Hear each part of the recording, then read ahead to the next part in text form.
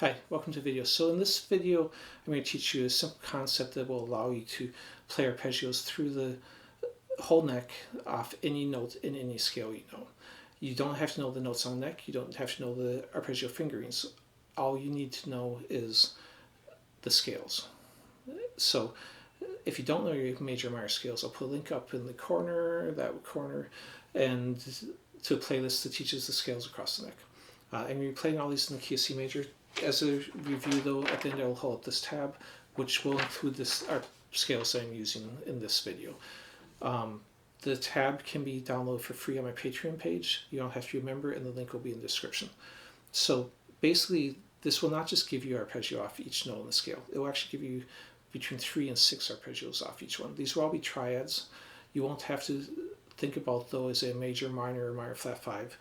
It'll be, as long as you stay in the scale, it'll be correct. So by the end of this video, for example, if I'm on a G note, you'll be able to play this G, or this G, descending the C major, or the C major. So again, 6 possibilities from that one starting point. So what that gives you is the ability when you're improvising that any note you stop on, you should be able to play arpeggios from, either ascending or descending. So if I'm playing, if I just improvise now, from a G, I can move into C major, D minor, E minor, A minor, etc. And I can smoothly move through when I'm playing a scale where I can say, okay, I'm going to stop here. What can you do from here? Can I play arpeggio? Sure. I can play here, I can play here, I can play here. You know, you got minor flat 5s going this direction, minors going this direction. So let's go ahead and jump into this. So basically what I'm going to do is have you play a sequence. What is a sequence? Let me quickly explain. So basically it's just if I count through the scale in numbers. I'm not doing intervals, don't get confused about that. In intervals, I'm keeping track of, is it a flat third, flat second, flat fifth, etc. Any of the alterations from the major scale. What I'm doing here is just counting it in numbers. So if I'm counting the minor scale, it's 1, 2, 3, 4, 5, 6, 7, 8. If I'm counting the major scale, 1, 2, 3, 4, 5, 6, 7, 8. It's just counting numbers. I'm not differentiating between if it's a minor third, major third, etc. So if I now play a arpeggio sequence, I can go 1, 3, 5. If I go 1, 3, 5 and stay in the scale, I'll automatically get the correct arpeggio. So if I'm playing a G mixolydian and I go 1, if you need to count and go 2, 3, 4, 5 to find where the 3, 5 is, that's fine. That is a G major arpeggio then. If I do the same thing one note higher, 1, 2, 3, 4, 5, that's A minor. 1, 2, 3, 4, 5, 1, 3, 5, that's a B minor flat 5. And again, this isn't intervals 1, 3, 5, which would be 1 flat 3 flat 5 in this case. It's just counting 1, 2, 3, 4, 5, 1, 3, 5. Now I'll just take this, and again on this you can picture it that I'm basically just going every other note. So if I'm going here, I can picture I'm skipping 1, playing 1, skipping 1, playing 1.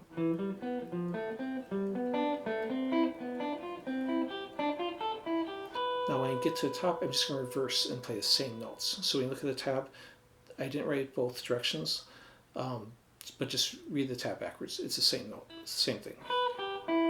Now descending, because this was an E minor ascending, even though I'm starting on this B note, it's still E minor when I descend it. The root is just the last note I play instead of the first.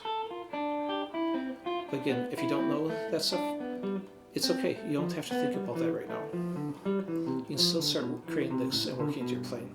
So now I'm going to do a G mixolydian 3-note per string, just to give you more options, because now I get different fingerings as I reach forward for these notes.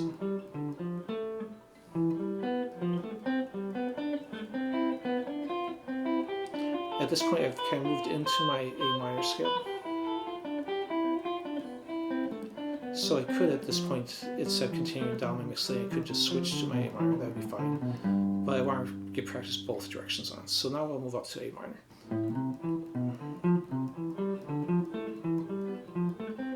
And as you can see, I'm overlapping into what I had just played in the previous scale. But that's okay.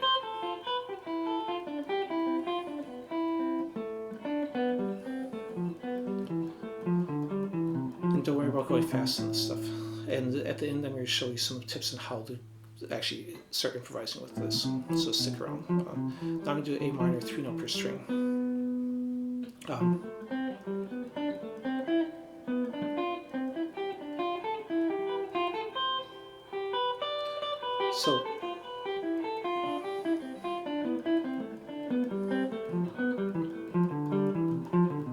So now you might think, okay, how do I go from that exercise to actually making it sound like music? Basically isolate them. Take a single one that you like. So for example, I might say, okay, I like A minor, but maybe I want to play octave higher, so I'm going to play A minor here. That's fine. Then what can you do with that? Well, you can add a scale run. So keep it simple. And this will be on the tab too, so you can look at, I'm going to play 3-note arpeggios, so I'm just going to play the note that comes after that and play a 3-note scale run. So, which actually takes me to my octave.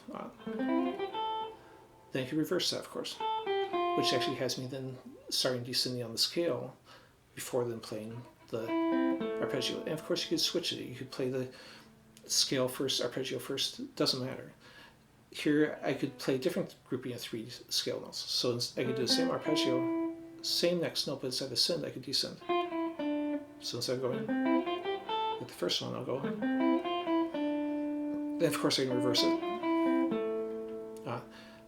Then I could add maybe 4 notes on a scale and maybe start with the arpeggio in descending one. So I'm going to do this arpeggio and then 4-note scale run, and I put a little shift in to make it a little more interesting. Now, of course, you could reverse that and do it both directions. Now, instead of doing a scale, maybe I want to do arpeggio and then another arpeggio. So I could take and go arpeggio here, then just go 1 note higher and do another arpeggio. And you get these bigger shapes, and even though I'm just really thinking of those small shapes. Now, theoretically, this would actually be a D minor 7 starting on the F note, so it's an inversion instead of starting on the D note. Now, instead of doing, I could take the same first arpeggio, instead of ascending here, I could move back 1 and descend in the scale. So, or I could reverse that. Ascend first, then descend. That's the direction. Or, of course, I could descend and then ascend and then go in a scale run and then again mix all these together. So use your own creativity and imagination. If you like one that you find, let's say, okay, I liked 3 and then going back 1, adding 3 notes in the scale. Then take that and you can play as a sequence and go and play it through off each note. 1, 2, 3, go 1 note higher, play 3 notes on the scale. And you can create different sound licks by taking a pattern and moving it through as a sequence. And it also gets you comfortable pattern that you like, but it'll play it wherever you want in the solo. Okay, so let me show the tab. So on top are the 4 scales I played. Then I go through the sequences. The lines are separating each new arpeggio. And then on the back is the rest of the sequences and the few licks they demonstrated that weren't improvised. Remember, I appreciate if you can like, subscribe, or leave comments. All that helps me to get more views on the YouTube algorithm. And thanks for watching.